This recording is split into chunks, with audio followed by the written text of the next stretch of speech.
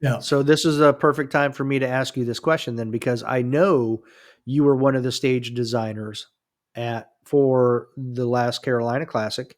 Hmm. So what in with the stage that they used of yours, what was the stage and what were you testing?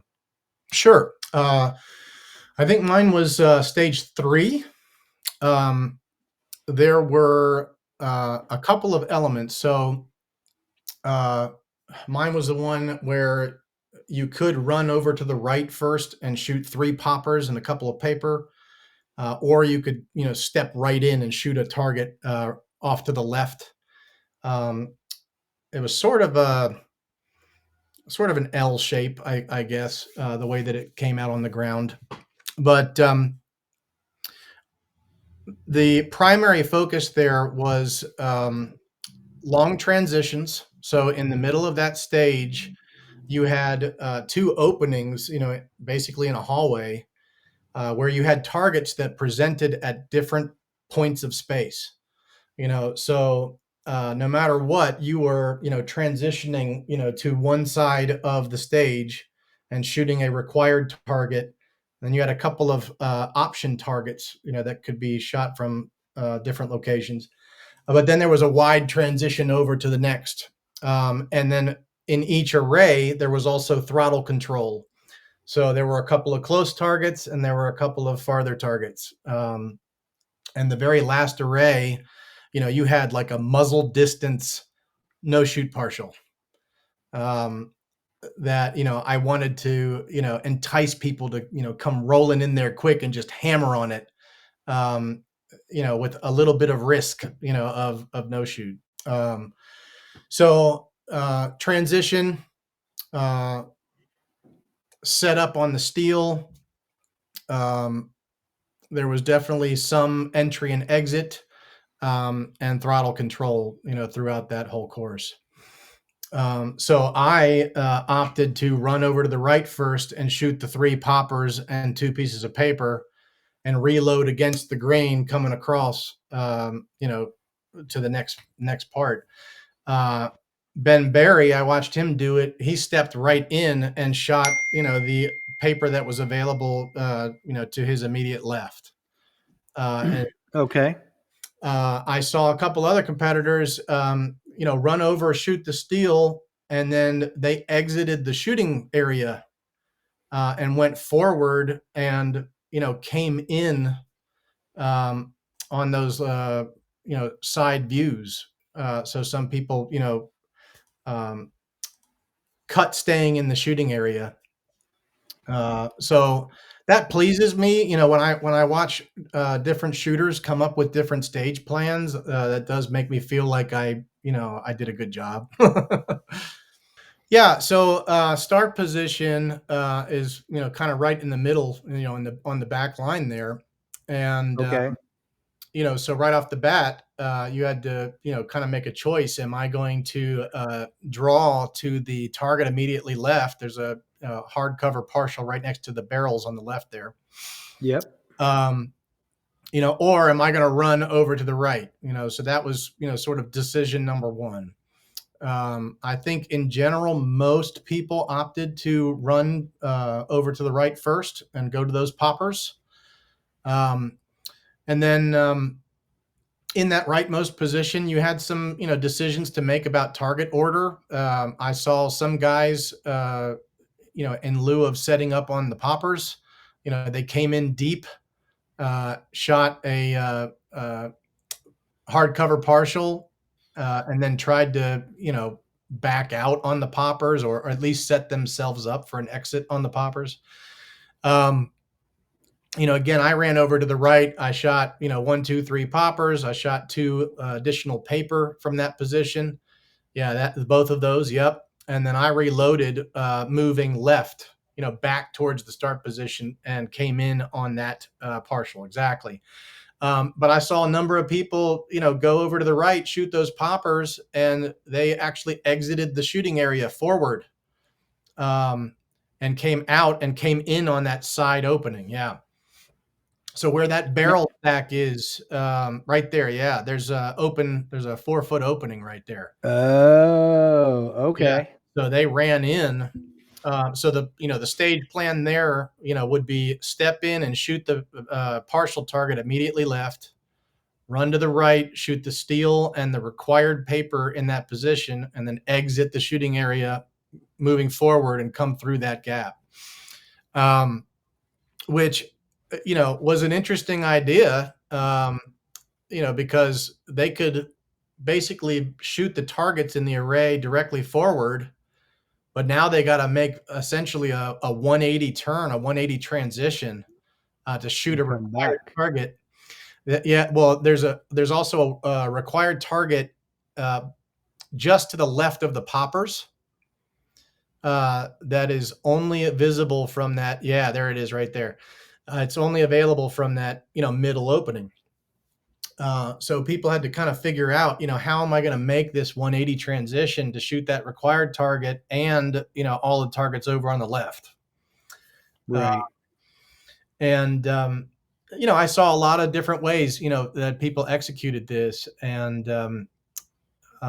for example, in the middle, the left grouping of paper, yeah, right in there. Um, there are three targets that are kind of obvious and required from that position, but there's an option target out in the back there, the back left target. Um, for me, I opted to shoot that target from that middle position, but that target is also available at the end. Um, So why did you choose that in the middle then? I shot it there because I was transitioning right over it, no matter what. There Mm, were six required shots in that array. Yeah, those three exactly. And I was like, well, I can transition over it and skip it and save it for the end, but that means that I'm transitioning back to it at the end. Um, okay. and if you look at the last position, that is a left. Um, yeah, that's the back position. There's a reasonable left transition there to get to that target. Mm-hmm. So by including it in that side array for me, I shot those 8 rounds, and then I didn't have to worry about transitioning left at all. I reloaded the gun and shot the target that was immediately in front of me, and just muzzle pointed at the very last target on the right there. Um, yeah, that one. That was the no shoot partial. It's in your face. That was it was daring people. Now, how many times did that thing have to get replaced? Did you happen to work this stage? No, no. So Okay. I actually worked a hybrid schedule, which is Oh, okay. something really cool that Stephanie lets me do.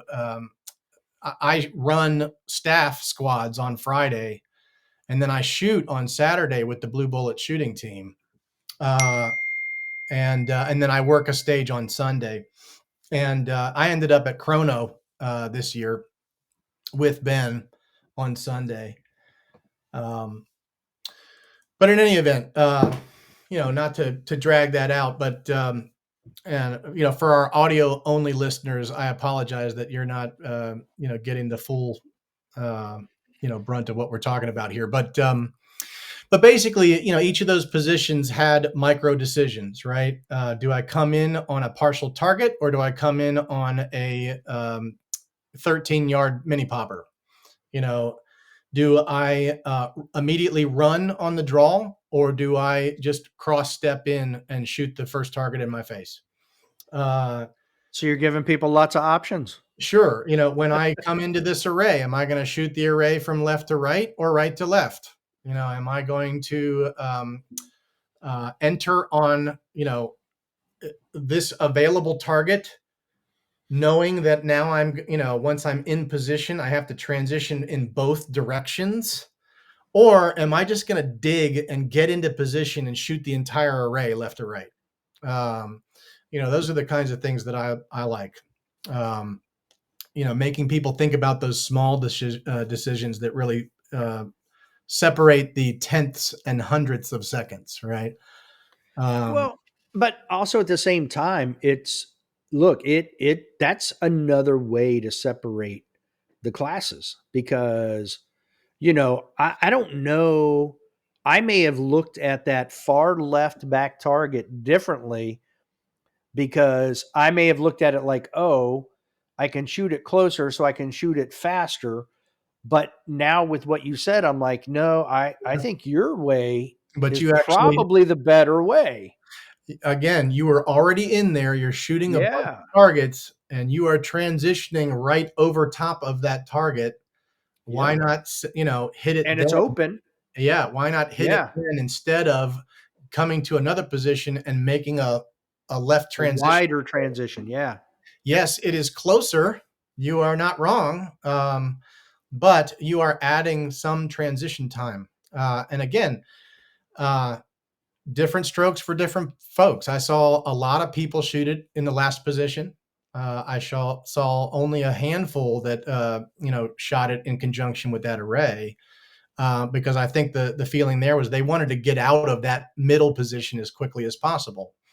Um, and there's no wrong answer, you know. Right. No, there isn't. You're correct. And I would say too, on Sunday when it was freaking raining hard in the morning, that might have been a better position at the end, even though you add an extra transition because it's bagged, it's further, Yep. it's just so there may be, that may be an exception. So there are, your stage gives you a lot of things to think about. Yeah. And again, that's what we're looking for.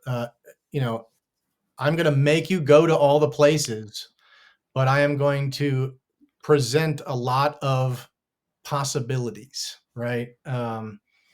What am I shooting on the way in? What am I shooting on the way out? Am I, going to be transitioning back and forth, or can I keep this, very fluid throughout? Um, Right. can I just roll through here, or do I need to come to a hard stop?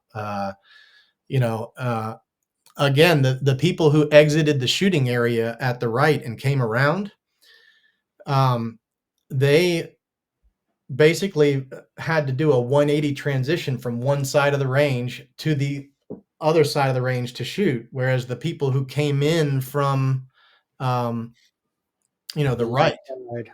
Yeah. Coming around. I know what those you mean. people, you could in theory find, the money spot, where you could stand and potentially shoot everything, right? Without having to move your feet, reposition your body, that kind of thing. And those are the kinds of things that I think about when I'm walking stages, when I am shooting my stages. I'm trying to figure out, what is the smoothest, most efficient course of action, to get through this thing, given my skill sets and my preferences. Um, Okay. Now so I'm going to share one more thing you're going to have to walk us through. okay, cool. You say that now.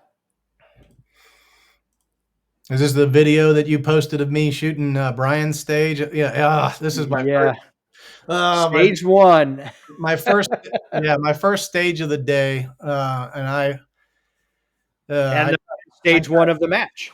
yeah, I skated through this stage, but yeah, okay, let's have it. All right, so here you are. So you're loading. Let's speed it up just a tad bit here. Oh yeah, yeah, get through all the make ready noise, yeah. Yeah. All right, there you go. Now you're ready. Here comes the and a beat.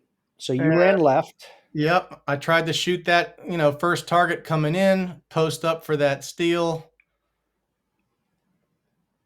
Basically you're just going to the corners, and you can see I'm, as much as possible, I'm trying to keep my feet moving in those in that front position. But Right. we had to make a hard turn here. And this right here, you probably saw me do a reload right there. So Yes. there's a wonderful example of a stacked target put in there that ultimately created a 10 round array, forcing me to, kind of stick an unusual reload. Yeah. Yeah. So right there. Yeah. Yeah. So, Okay. if you look there, you got the two targets, down low on the right. You've got the stack, and then you've got that open one that I'm pointing at right now. Uh, Right. 2, 4, 6, 8, 10. you Yeah. got it. So there's 10 rounds. Um, you know, technically by the rules, this is completely cool. It's completely compliant, but as a 8 round shooter, this was, a little annoying. So okay, so you're reloading coming in. Yep. You So, shoot well, yeah. So I had already reloaded downrange. When I made that right. 180 turn to run up range, I stuck a mag in and I shot. I think just one target, or I might have shot the whole stack. So if you back it up just a little bit, you'll see me come in on the lower target of that stack because it's the first target that presents to me. Yeah. So right there is where I'm reloading after I've already shot something Okay, now I'm tracking. Yeah, so you shot the stack targets, then reloaded as you went deeper into into the corner. that Yeah. corner. Yeah. And that worked fine. Okay. I broke it up into two positions. Right. Um, and I mean, I like the stage overall. But, uh, you know, here's a thought though. This is a pretty big bay. I love Rowan's bays. What a great range. And, the guys that run that match are just awesome. Uh, but there were, I think, 3 stacks in this stage. Um, and if I was going to change anything, I would split those stacks up, you know, Okay. and move some targets.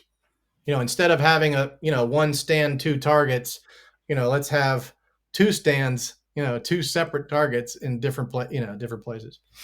Right. But I guess at the same time, the other side of that would be, well, it's a different flavor. So you got another guy who, you know, is okay with stacks. So I get it. For you guys, it's harder. Now let me ask you this: where I want to throw another option in here, and you tell me the viability of it.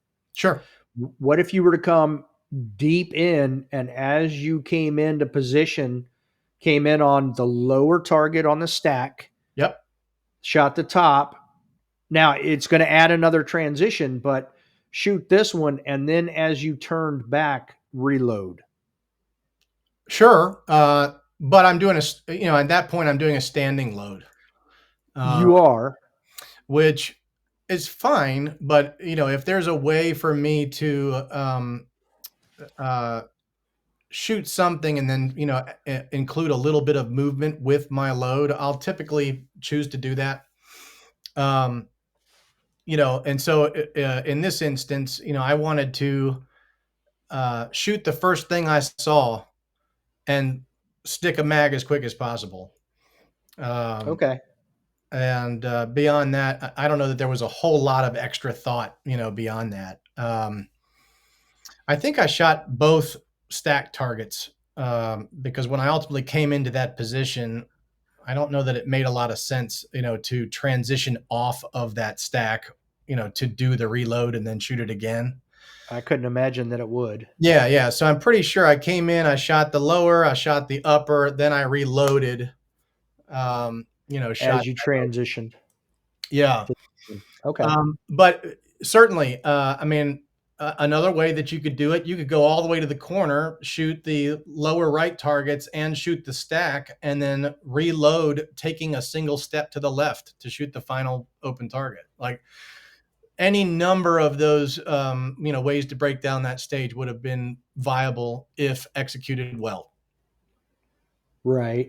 All right. So I'm gonna throw up the drone photo of the stage. Mm-hmm. Let me wait for Yeah. this So thing to. there's a stack over on the right. There's a stack right there Yeah. in the middle downrange. I'm waiting. Yeah, I'm just waiting for this thing to back up a little bit. Yeah. Cool. And Um, okay, I think we can. I'm not. I don't know that I'll be able to get rid of this thing here at the bottom, oh, that's all right. but I mean, I think everybody can see what's relevant. there we go. But we can see the back border better. Now, Mhm. here's my question for you, Sure. because I didn't shoot it. You did. So, and here you go for everybody listening. Stack, stack, Next to and the left poppers, there's a stack. Oh, Like, right there. Yeah, yep, you're right. yep, So there we go. There's the 3 stacked targets. Now, I saw some people do this. The start position for those people, because I will post this to YouTube, yep, sure. is right here. So you've got the white X's that they stand on. Hmm. I saw people run across. Actually, I saw people run this way Yep, and then run all the way back and then forward. I yep. now I don't feel like that is the again, I didn't shoot it. So I'm only armchair quarterbacking this. This is a Monday morning quarterback right here for Yeah. sure. But I Uh, felt like there was extra running involved in that plan. Whereas the ones that went left, up, and back, it seems smoother and faster. But yeah, I mean, I think a lot of shooters would agree that where possible, you don't want to cover the same ground twice. So, in other words, if I came to the left off of the start and then went, all the way right, I've effectively traversed the left half of the stage twice, right? correct, correct. Whereas, if you do what I like to call, around the horn, you go left, then you go front, and then you come back around and finish in the back. You're making kind of a U shape.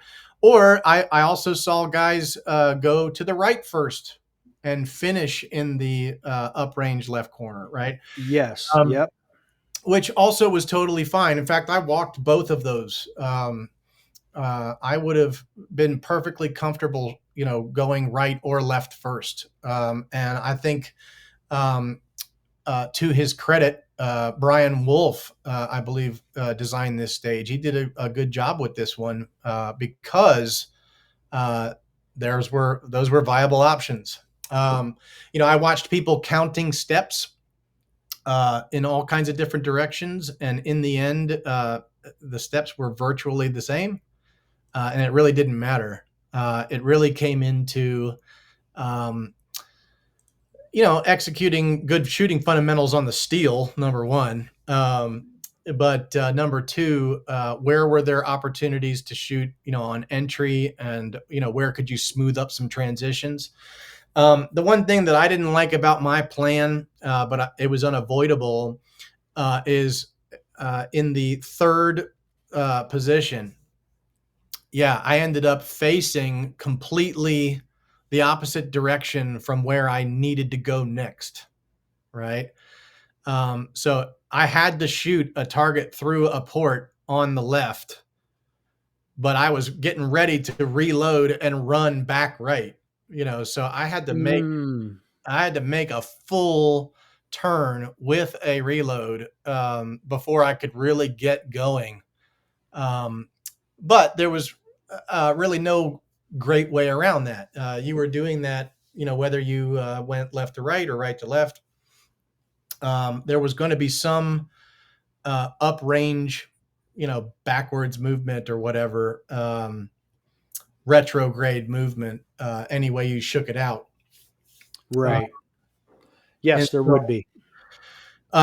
And so, after, walking multiple plans, I was just like, well, yeah, I mean, it's unfortunate I have to make this big turn and stick a load here and, whatever. But the reality is everybody's got to do something like this. And this is the one I'm comfortable with right now. So that's what I'm going with. Like, There. when I'm walking stages, most of the time I let my body do the talking. Um, like if my knees or my hips or something, say like, this isn't particularly comfortable, or hey, you're not set up to leave. Um, like if you shoot like this, you're going to have no choice but to, do a drop step in order to shift weight and get out of here. Um, I try to listen to those cues. Or if it's like my feet are really unstable here, so I can't guarantee awesome hits on target. Um, I'm going to pay attention to that and be like, no, I'm going to find a better spot where I know I'm going to shoot better. Um, so for that one, when I looked at it, I looked at those partial targets right in the front, and I was like, well, I mean, those are really close, and I can, drill those walking into this position. I didn't even, and I said walk intentionally. You know, I saw a lot of people kind of explode off of the start, to go to that first position, and they got there and they were still bleeding off speed. They weren't ready to shoot when they got there. And I was like, there's no real reason to explode off of the start to shoot this target. The more important cue is getting the gun to the target. So I put all my focus on, getting a decent draw, and I started shooting. I think when I took one or two steps, like, I mean, I wanted to break my first shot well before I got there. Um, and I watched a lot of people, put all their might, into the start, but then, they spent a lot of time bleeding off that energy before they were prepared to shoot the steel and those no shoot targets. And then of course you shoot the steel and it's, hey, I got this long run to get down range. I need to get my ass moving. Well, and those were not open targets. Those are partial targets. Yeah. Oh Let yeah. me let me add it back in real quick. I Sure. stopped sharing it, but I mean, just because that is something to point out is that Oh yeah. Most of the targets in this stage, were partialed in some manner. So yeah, the ones that had you had to shoot through the port, I think some of them had hard cover, or the port itself, and the way that the target was positioned. The port effectively ended up, partialing the target on some level. okay, And then you had the stack targets in the back right. That's where you see the bulk of your open target. The two that are down on the ground leaning, but one of those is partialed by a barrel. So I actually I opted to just fall out of the shooting area to shoot that last one, which I generally try not to do. I don't like falling out of the shooting area if I can help it. Um, but in this case, it just made a lot of sense because I could put one foot in the point, of that back right position, as I'm shooting the first low target, and then just kind of fall out shooting the other one. Um, and again, that was a design decision, that created some interest, right? Like I had to make a decision. Like, am I going to try to come into this position and set up in a stance where I can, easily shoot both of these targets, or am I going to just, fall out and squirt at it or something, like, again, right, micro decision. right, yeah, So I like that fine. This is a good stage. Like I said, yeah. my only feedback would be, if possible, I would have liked to have split those stack targets to create some additional transitions. So, I mean, I ended up recording a bunch of people shooting this stage because of the rain. And mhm, I saw people going, I saw multiple stage plans for this. So, mhm, very few people shot it exactly the same. Because, like you said, some people didn't leave the shooting area at the end, but a lot of people did. sure. Same thing. I watched the mini popper that's over on the right, kind of out in the middle. I saw that shot from several different locations. Um, and I thought that was really interesting. Again, props to Brian for, a quality thought there. Um, I opted to shoot it in the third position at the front right of the stage, um, as I transitioned off of, a paper that's directly to the right there. But I shot that paper, then transitioned to that popper, and then transitioned to the back left stack of targets. Yeah. Ooh, Uh, that's a wide transition. yeah. But Wow. And uh, then up to this one, I take it. yep. So And you exit. went here, here, all the way around to Yeah. here. hmm Wow. and that worked out fine. And by the way, that's a 9 round array. So So, did that you reload in this transition? No, no, Okay. I went to slide lock there because I knew I was like, Oh, wow. if I just go one for one here, then everything will just work out. So I did. Okay. Um, So you came in, shot this one, this double stack, and this one through the port, yep. transitioned over, shot that, and then, like you said, Mhm. you basically had to go. That's like a 225-degree angle Yeah. And then back. again, I had to exit from there. Right. That's what I mean. Yeah. So, because here would be your 180 Mhm. coming straight across here. So, and you were basically what, like 160, 170, somewhere in there. Yes, to shoot that And last. then this is back like a 225 Yeah, back yeah, this yeah. direction. So yeah, okay. Well, and again, I mean, what an interesting challenge, right? Everybody had to go and shoot those targets in some manner, and everybody had to figure out how to negotiate those turns, right? Those wide transitions and those position exits. Right. A lot of people came up with different ideas on how to do that, and Mm. it was cool. I like it, but that mini popper off on the right there, I saw Todd Gerrit shoot it kind of in the middle of the stage. I saw a couple shooters shoot it from the back right. I saw one guy who shot it from the back left, like the farthest possible shot you could make on that popper, which I thought was kind of weird. I wouldn't have made that decision, but okay. And uh, anyway, again, just the placement of that, um, was excellent. So very good stuff. Very good Yeah, stuff. a lot of stuff to have to consider. Yeah. But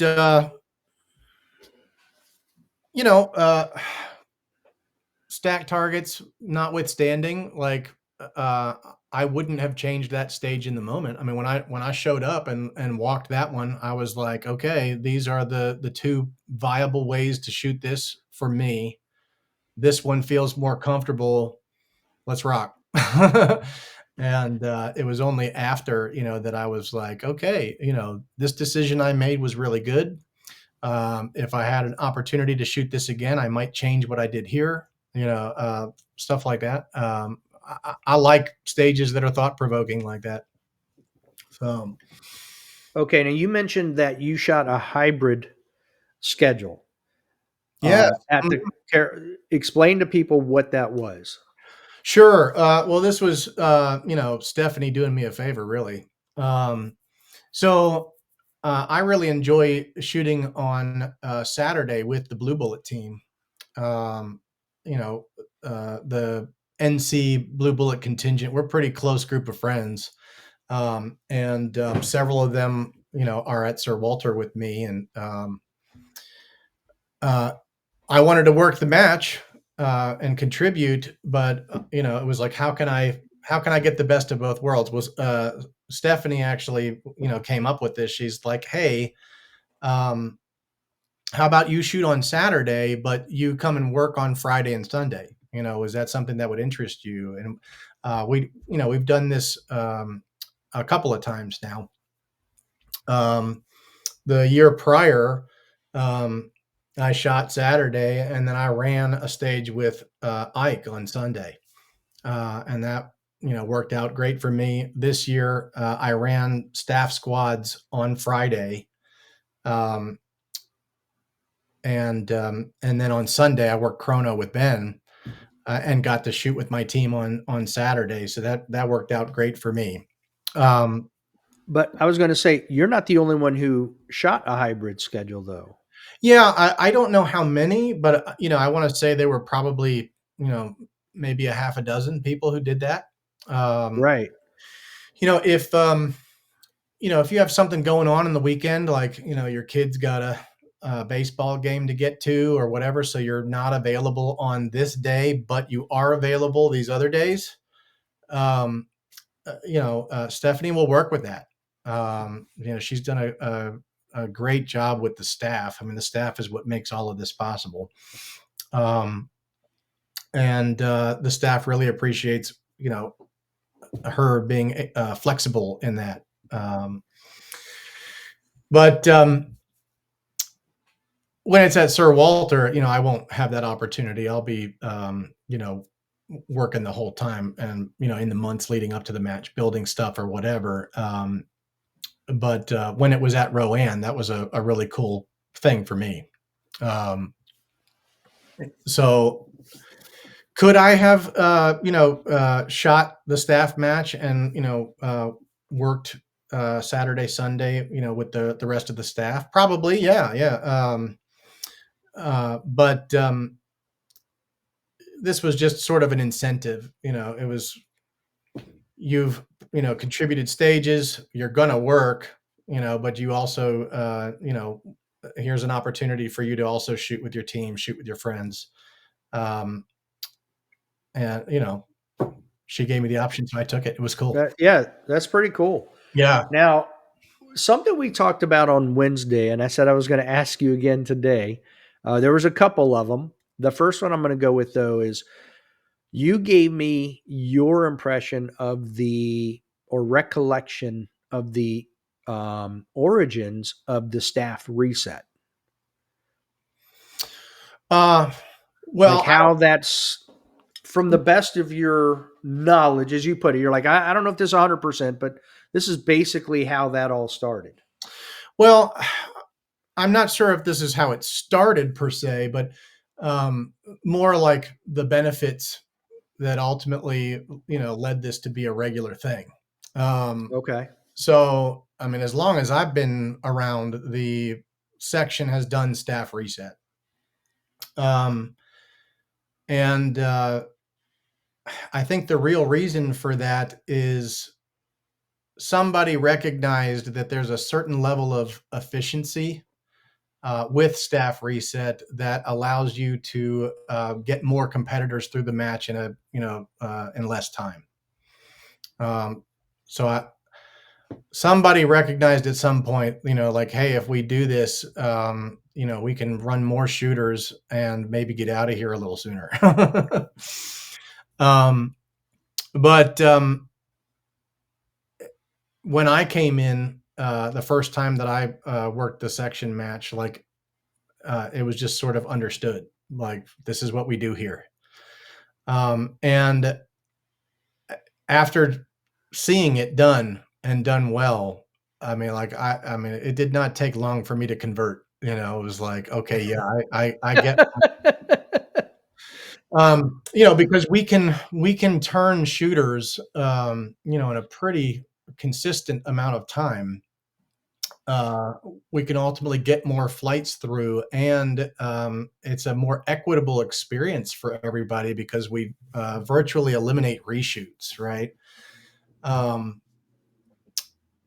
how many times have you gone to a match, where you walk down range to paste something, and by the time you get to the target, there's two other dudes like, fighting to paste the target, Or right? yeah, or you're foot racing your way down there. Right. Or,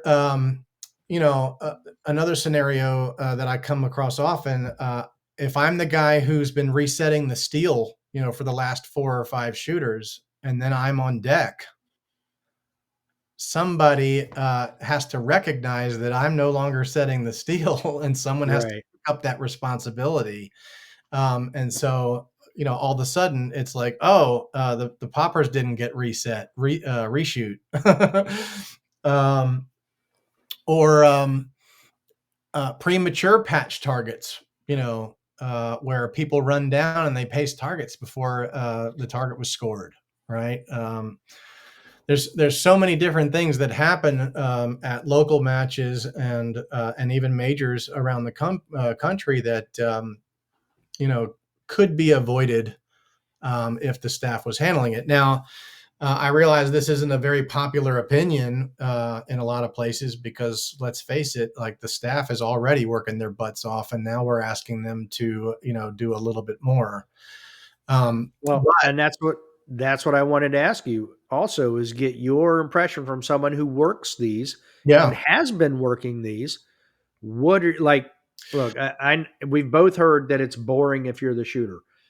I understood that philosophy until I went and saw the Carolina Classic, and I was like, nope, that is not a valid argument whatsoever. Yeah, But give me your perspective from someone who's working. sure. So it's all about division of labor in the stage, right? Everybody has an assignment, and the goal is to work that out, with your CRO ahead of time, right? Make sure that everybody understands what they're supposed to do. So, for example, um, the CRO might ask, who's comfortable running the timer?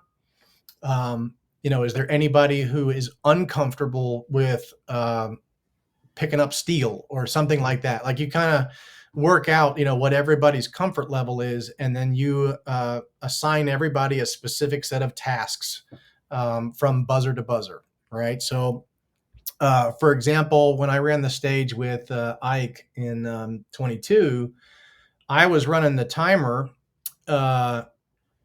When I cleared the shooter, I was also the one collecting rounds um, from a magazine that they used in the stage so that they could go immediately to chrono. So I cleared the shooter, asked the shooter for rounds. I would take them, either out of a magazine that they dropped, or occasionally I would grab one off of a belt. I tried to make it interesting, but I was doing the same thing. 8 rounds in a bag, go. And then when I handed them their bag and pointed them to chrono, I walked straight down range and I pasted one piece of paper that was in the back left of the stage. And then I walked right back to the start position, make ready. So while I'm doing that, we had another staff member, running to the front right where he pasted a couple of targets and a bobbing target. And Ike went back and set the steel and set the activating cable for that bobber, and we all just did it like clockwork. I mean, it was, are you ready? Stand by. If you're finished, unload, show clear. Range is clear. Boom, 8 rounds. Go to chrono. Paste. Make ready. Just like a top. And I didn't get bored because we were constantly moving.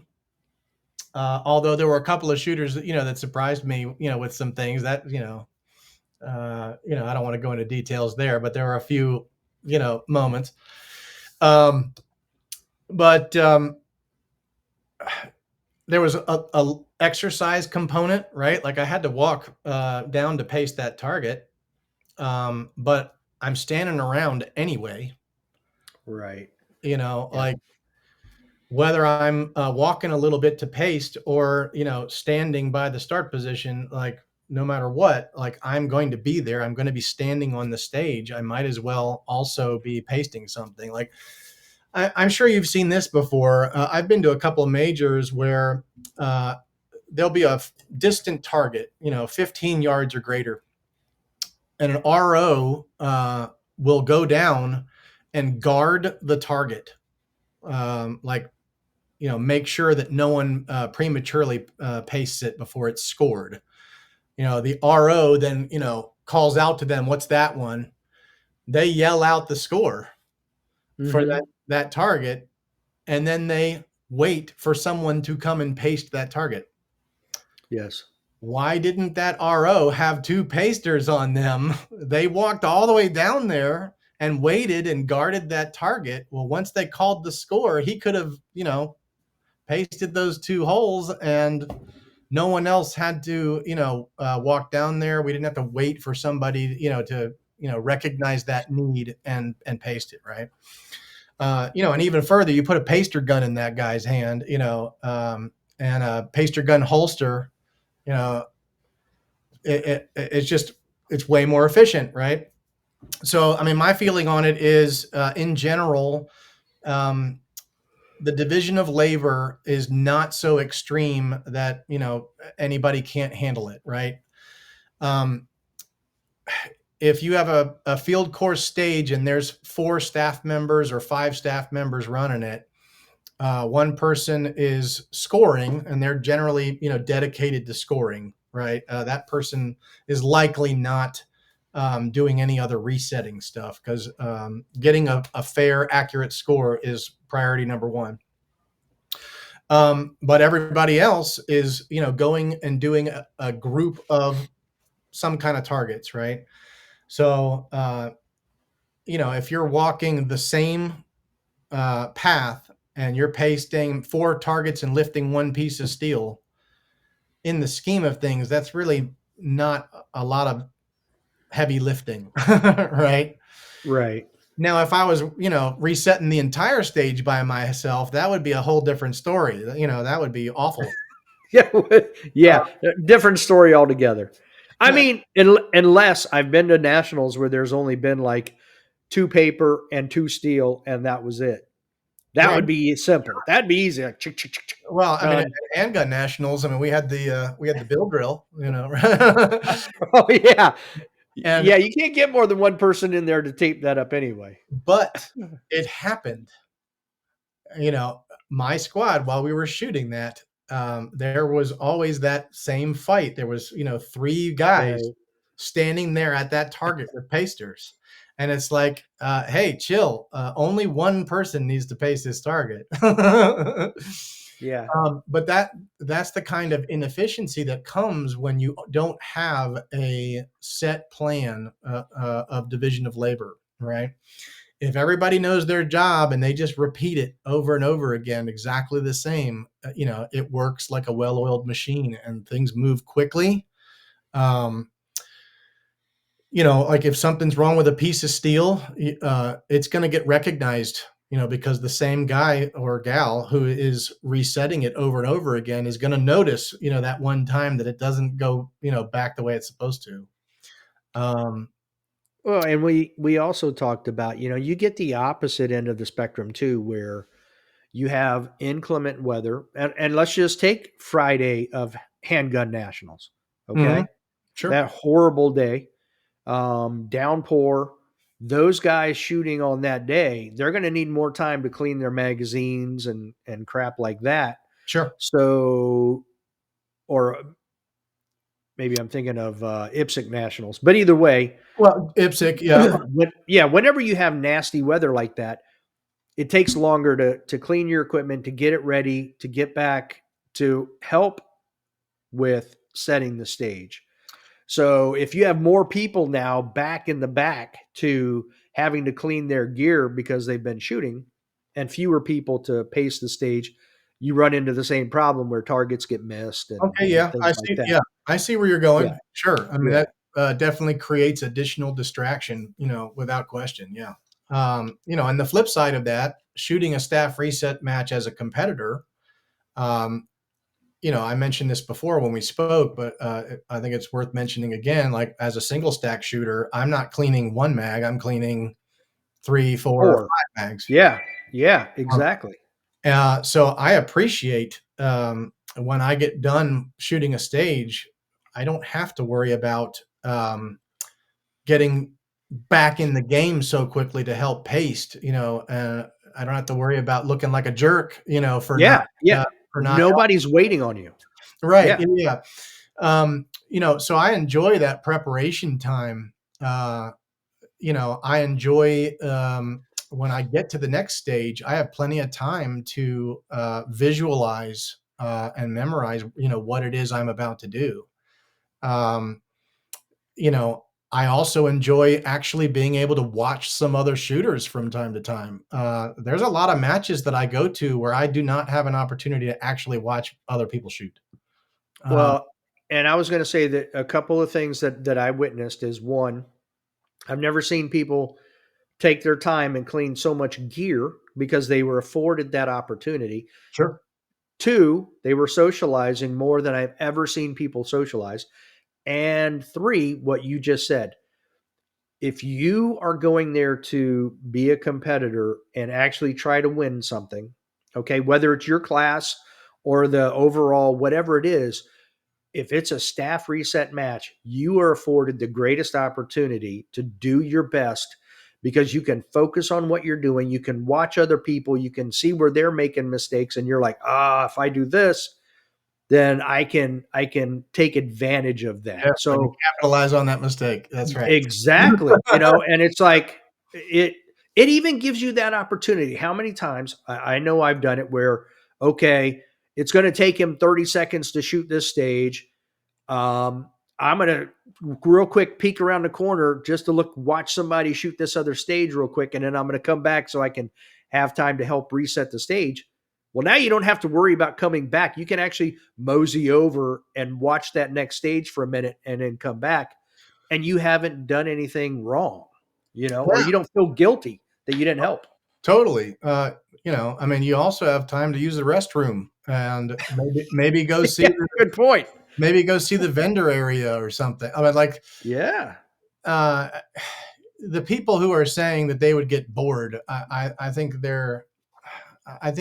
I would challenge them to experience this once, before they, make that determination, because I have never been bored. There's always something to do. There's, people to catch up with, which is really why we do this, right? I'm in this for the friends. Um, I want to catch up with these people and tell jokes, and I want to tell Dylan Walker that he sucks, and and oh my gosh, uh, that's hilarious. you know, yeah, I mean, from a competitor standpoint, there's a lot of positives. From a staff standpoint, there's a ton of positives. I mean, when you're running, a well-oiled stage and cranking shooters through, like, there's a certain zen to it, a certain flow to it, and I really enjoy it. And there's a pride, that comes with putting on a really good show too, right? If you put on a really great match, you've got really great stages, good competitors, will come, and fun will be had by all, and so that, is what makes this whole thing worthwhile. But Yeah, and going along with fun will be had by all is again, I said earlier that I saw people socializing more than ever. I saw people joking around when typically they're busy doing stuff, so they're not as, I'm not saying it's not as jovial, but there's more time to be jovial. But the other thing was, I'm going to add on to what you said.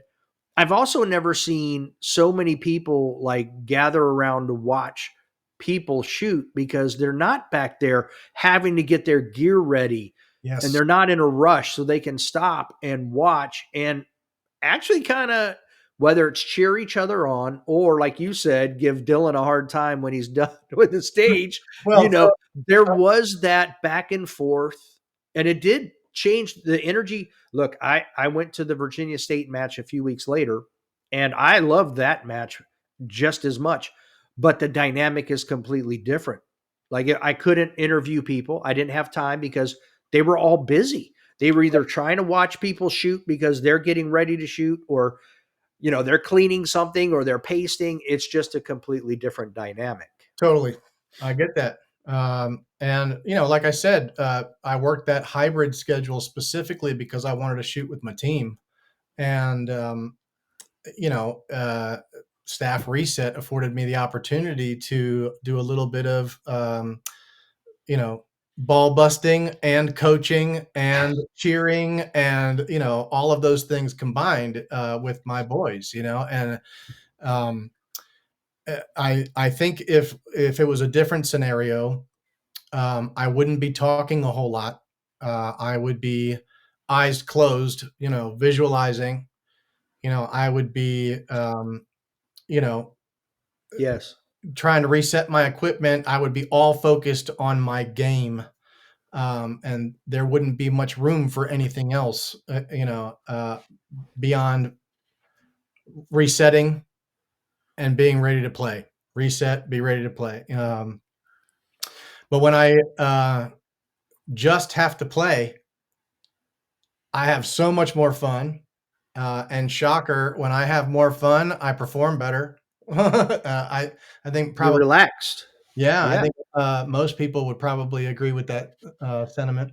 But you know, yeah, I get that this is not the popular opinion, across the country, and it is a cultural thing. I find it really interesting. While I don't know that anybody's specifically addressed this, it does seem like several states are sort of competing to see who can put on the better match lately. So, for example, um, we've got North Carolina, we've got South Carolina, we've got Georgia. I think there's this pocket of level two matches happening here in the southeastern states where it seems like the bar just keeps getting raised.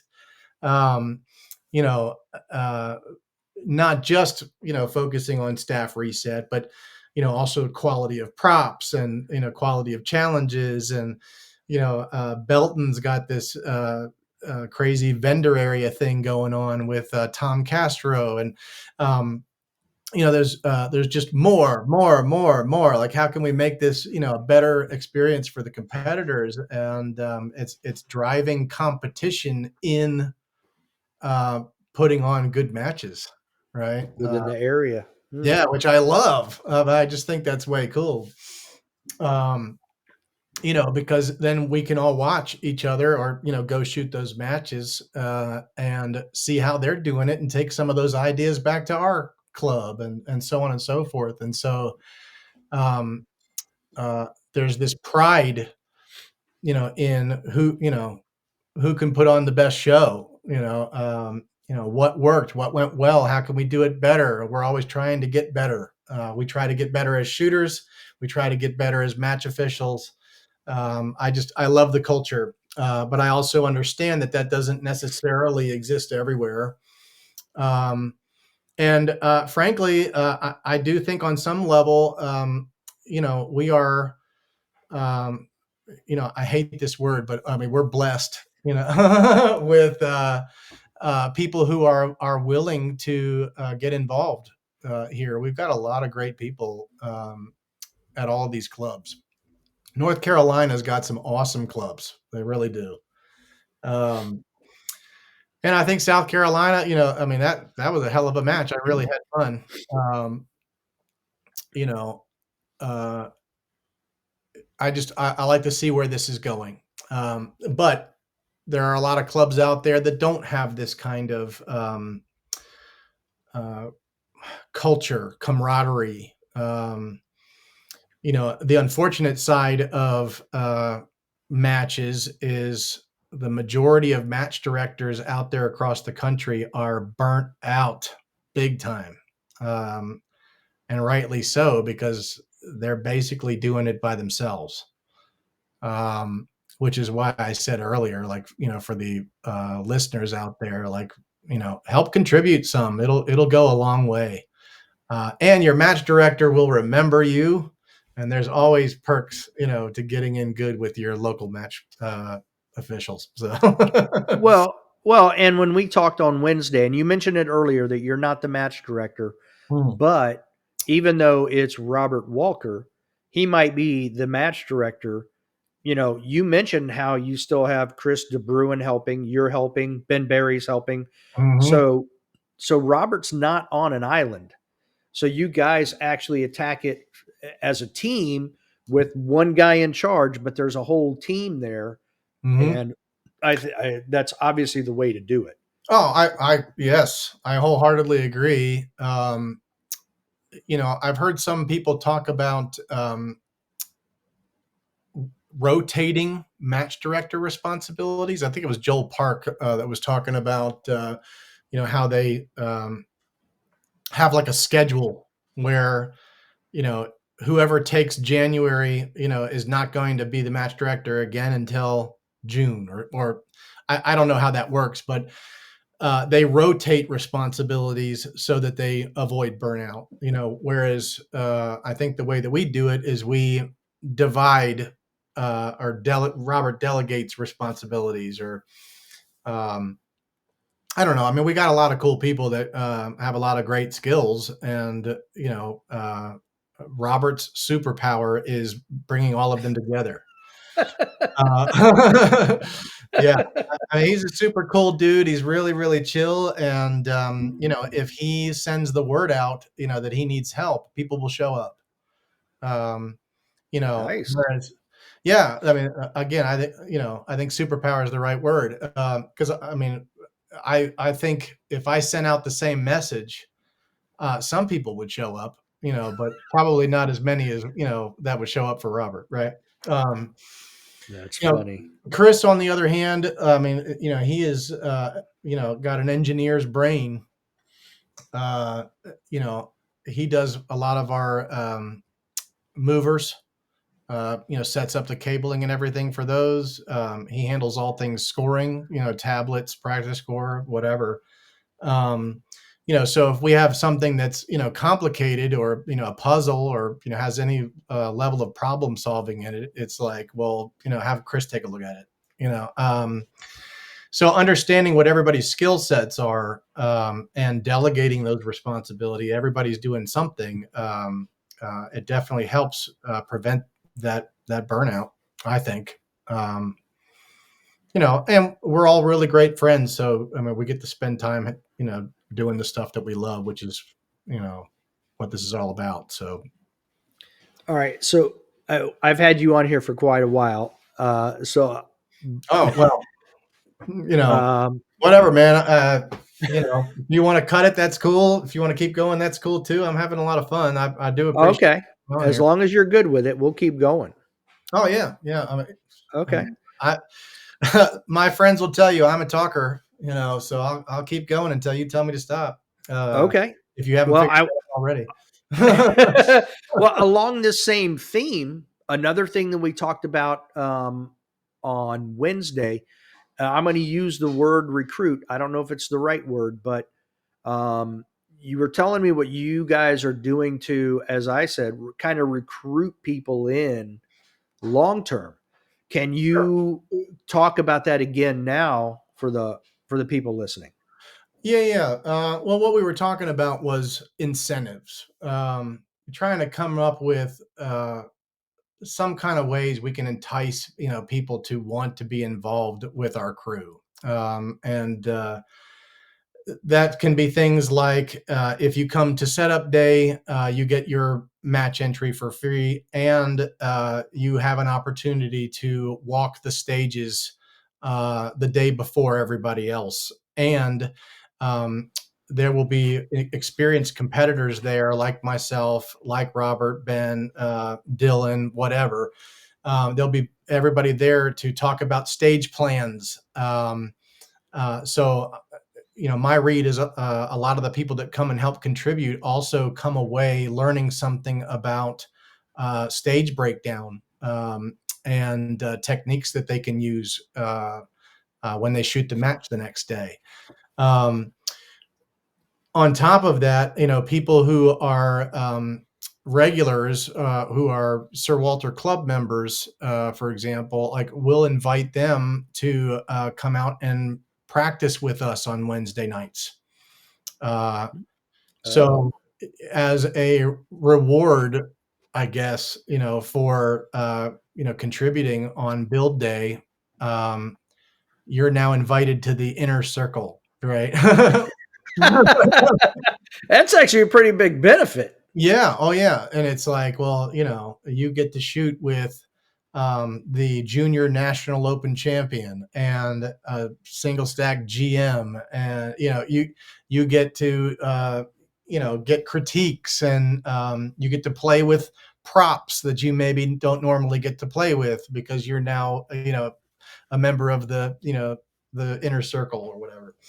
Um, Well, and so and it's two, if you're a newer guy, we'll say a B or C class shooter, and you haven't had the opportunity to really do a whole lot of live fire, this gives you an opportunity to train with people and learn how to train live fire. You know what I mean? Amen. Yeah. You use the key words there. Learn how to train. Yes.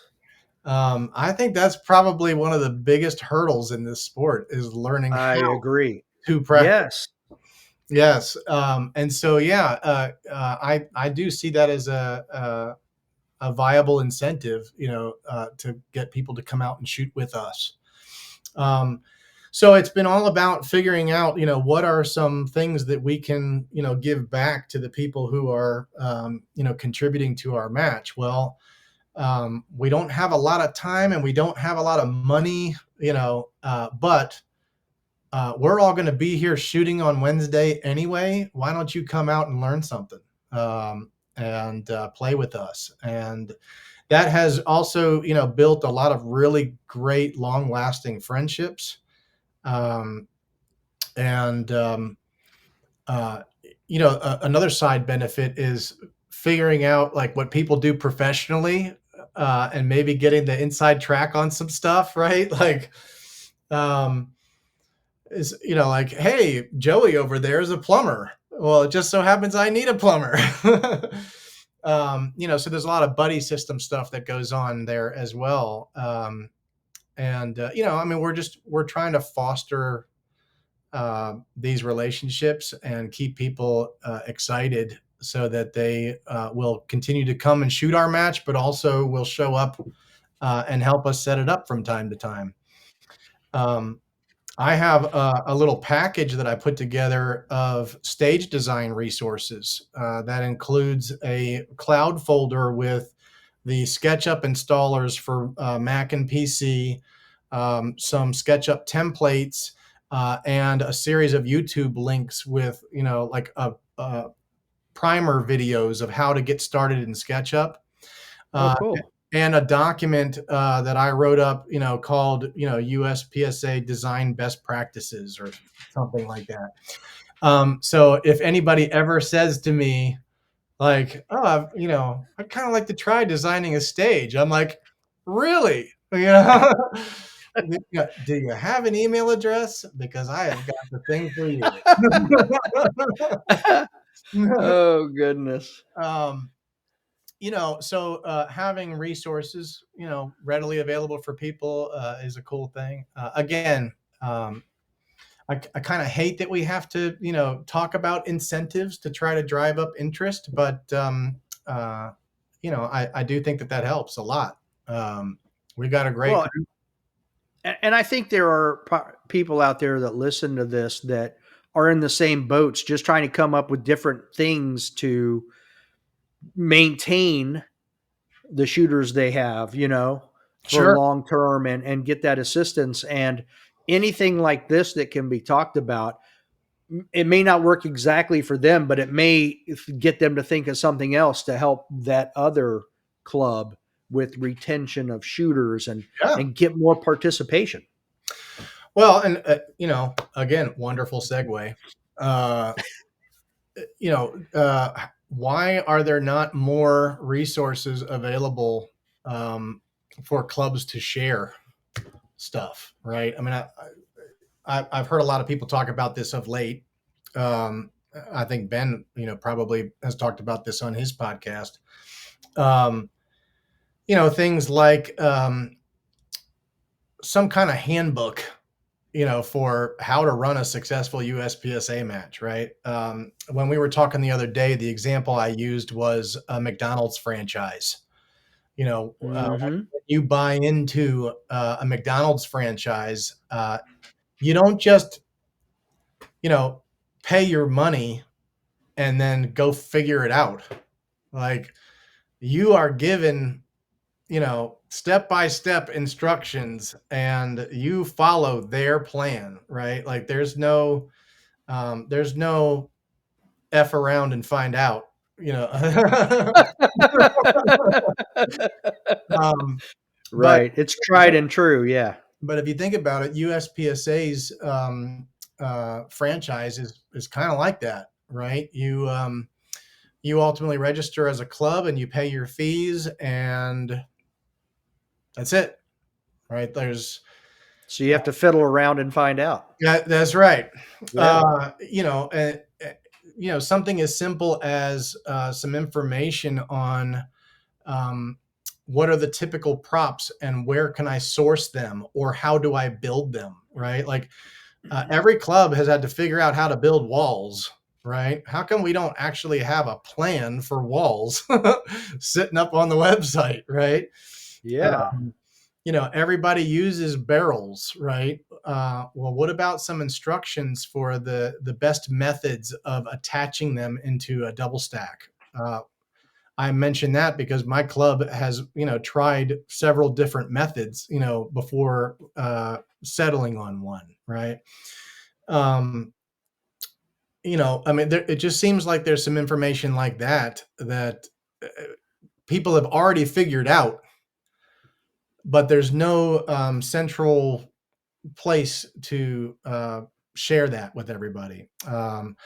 We do have the stage design library now up on the USPSA site. I think that's a step in the right direction, but I don't find it particularly easy to navigate. Um, and the expectation is that the people that visit it will tag the stages there. So it's not actually being regulated by anybody. It's just sort of wide open, and anybody can tag anything to it. And again, I think that's a great way to get us started, but I think we can expand upon that. I also, am not certain that everything is up there, and how often things are being added to it, or whatever. Um, I know from me personally, when I went through and clicked through that design library, I found a couple of my stages, but there have been a lot that have gone through the NROI approval process that aren't up there. And so that kind of makes me think it's not necessarily being updated all the time, or um, who knows? I don't know how that whole thing works. Um, Step in the right direction, but let's expand upon that, right? Let's have some documentation on, like, what are some of the best ways to source barrels. You know, uh, Right. what are the design templates for this type of activation apparatus or whatever. What are the best practices surrounding activating cables? There's a lot of really interesting ideas out there about how people build these things to be bulletproof. Um, like, uh, what kind of steel? What I want to. The one I mentioned to you recently is we're currently seeking a bobber target. Um, but the ones that I found searching online were not built to the level of rigidity, reliability, that I'm looking for at our club. Just not robust enough. Yeah, again, I need it bulletproof, Right. and a lot of these things that you find online are designed to be broken apart and shipped, for a reasonable shipping cost, right? Well, that also means that assembly required, and possibly thinner, lighter materials. Well, Mm. whereas hopefully I'm in touch with somebody who built the bobbers that Rowan has. I mean, he welded these things himself, and they are tanks, and they're wonderful. So my hope is that he'll be able to make some for us as well.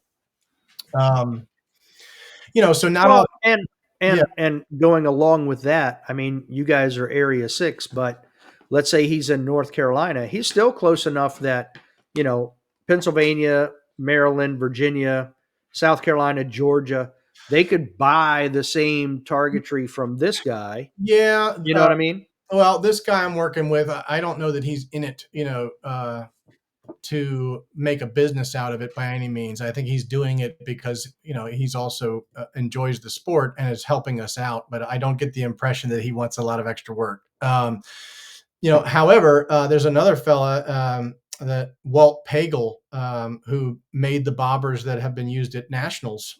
I communicated with him. He seems to have a really solid design where the bobber can be converted into a swinger also. which I can see being high value, to a club that maybe doesn't have the funding to go crazy with props. Here's Yeah. one prop that I can transform into either or. Yeah. Um, and he does seem to be interested in some level in making these things. So yeah, like let's get that out there. So anyway, but not all props are created equal. So I mean, it would be cool for just to have some type of method of sharing this insider information, right? And I realize what I'm asking, right? I mean, that would take moderation. That would take IT admins, money. Right. What I mean, this all requires time, effort, money, resources, you name it, right? Um, but I think a lot of this work has been done.